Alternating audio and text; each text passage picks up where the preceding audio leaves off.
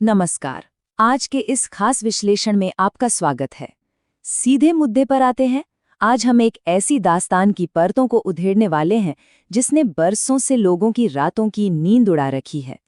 हम बात कर रहे हैं रहस्य और खौफ से भरी काली हवेली की। तो चलिए बिना किसी देरी के इस खौफनाक सफर की शुरुआत करते हैं। अब जरा इस बात पर गौर कीजिए। ठीक रात 3 बजे उस सुनसान हवेली से एक लड़की की चीख गूंजती है। लेकिन डरावनी बात चीख नहीं है, डरावनी बात यह है कि वो 20 साल पहले मर चुकी थी। वाकई ये सुनते ही रोंगटे खड़े हो जाते हैं, है ना? यही वो भयानक हुक है जो आज भी इस हवेली के रहस्य को जिंदा रखे हुए है। भाग 1, हवेली का काला अतीत। अब देखिए, ये जो श्राप है ना, ये कोई एक दिन की घटना नहीं है, ये एक चक्र है। 20 साल पहले मीरा नाम की एक लड़की रहस्यमयी तरीके से आग में जलकर मर गई थी। और सबसे अजीब बात, उसकी लाश कभी नहीं मिली। खैर, तब से लेकर आज तक हर सुबह हवेली के तीसरे कमरे का दरवाजा अपने आप खुल जाता है और हर रात ठीक 3 बजे वही खून जमा देने वाली चीखें सुनाई देती हैं। तो अब आते हैं भाग 2 पर, खतरनाक चुनौती। कहते हैं ना कि कभी-कभी अति आत्मविश्वास इंसान को ले डूबता है।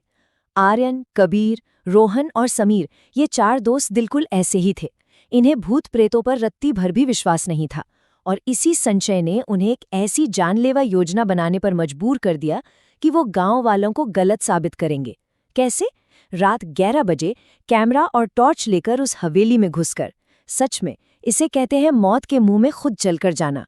और फिर जैसे ही उन्होंने अंदर कदम रखा, ठाक, एक बेहद जोरदार आवाज ने उस सन्नाटे को चीर दिया। मुख्य दरवाजा उनके पीछे अपने आप लॉक हो गया और ऊपर से कुछ भारी चीज गिरने की आवाज आई। आप समझ सकते हैं कि उनका सारा आत्मविश्वास वहीं चकनाचूर हो गया होगा। यहाँ पर चीजें सच में बहुत खौफनाक हो जाती हैं। नंगी आंखों से देखने पर सीढ़ियां बिल्कुल खाली थीं, कोई नहीं था वहां। लेकिन जब रोहन ने अपने कैमरे की स्क्रीन देखी तो उसके होश उड़ गए। स्क्रीन पर उनके ठीक पीछे सफेद कपड़ों में लंबे काले बालों वाली एक लड़की खड़ी थी जिसका चेहरा झुका हुआ था। कैमरा वो देख रहा था जो इंसान की आंखें नहीं देख सकती थी। आगे बढ़ते हैं भाग 3 की तरफ, कमरा नंबर 3 का रहस्य। अब वो उस जगह पहुंच गए थे जो इस पूरे खौफ का केंद्र थी।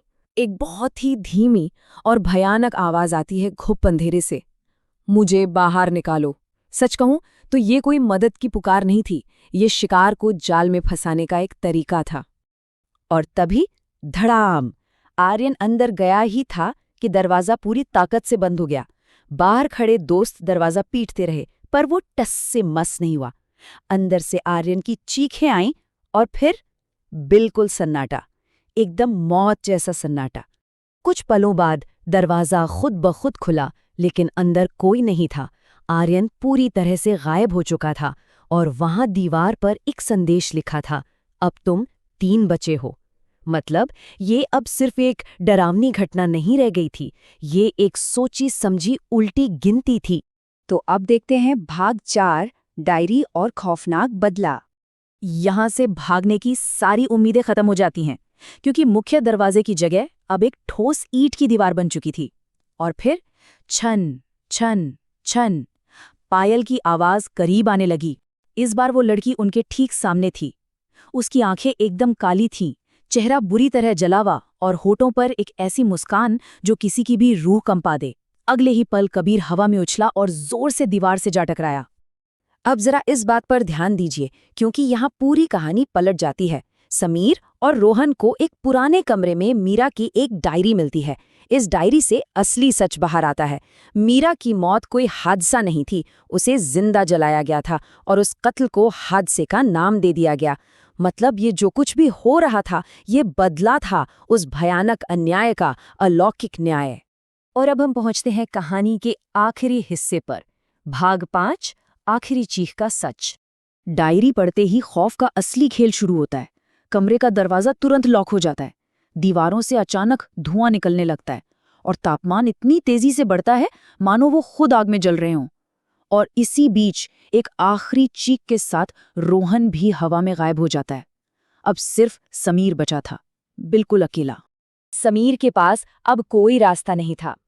तभी उसके कानों में एक बेहद ठंडी फुसफुसाहट गूंजती है। अब तुम्हारी बारी है। वो आखिरी फैसला जिसे कोई नहीं टाल सकता था। अगली सुबह की जो सच्चाई पुलिस के सामने आई वो और भी ज्यादा विचलित करने वाली थी। हवेली के बाहर सिर्फ एक कैमरा मिला। जब पुलिस ने फुटेज देखी तो उसमें समीर डरा हुआ खड़ा था और उसके पीछे वही जली हुई लड़की मुस्कुरा रही थी। और फिर वीडियो हमेशा के लिए ब्लैकआउट हो गया। उन दोस्तों को फिर कभी किसी ने नहीं देखा। तो ये पूरा विश्लेषण हमें एक बहुत ही गहरे सवाल पर लाकर खड़ा कर देता है। क्या ये चारों दोस्त महज एक दुखद भूतिया घटना का शिकार हुए थे, या फिर अलौकिक शक्तियों का मजाक उड़ाने की उनके घमंड ने ही उनकी बर्बादी तय कर दी थी?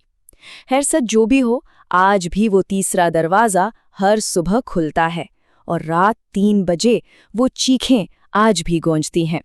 इसी खौफनाक विचार के साथ हम आज की इस चर्चा को यहीं समाप्त करते हैं। लाइक, शेयर और सब्सक्राइब करें।